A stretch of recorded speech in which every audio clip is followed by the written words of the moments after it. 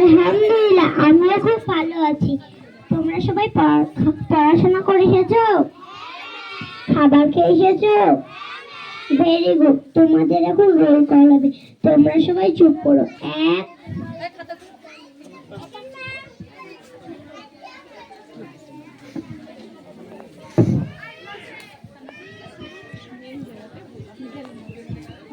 এক, দুই, তিন,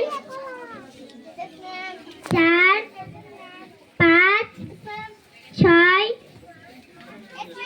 সাত, আট, নয়, 10। Very good. তোমরা কি জানো আজকের দিনটা কি দিন? তাহলে শোনো, আজকের দিনটা হলো 5 সেপ্টেম্বর, শিক্ষক দিবস। ডক্টর সর্বপল্লী রাধাকৃষ্ণের জন্মদিন উপলক্ষে আমরা এই দিনটাকে শিক্ষক দিবস হিসেবে পালন করে থাকি। তিনি ছিলেন স্বাধীন ভারতের উপরাষ্ট্রপতি, পরে হলেন রাষ্ট্রপতি।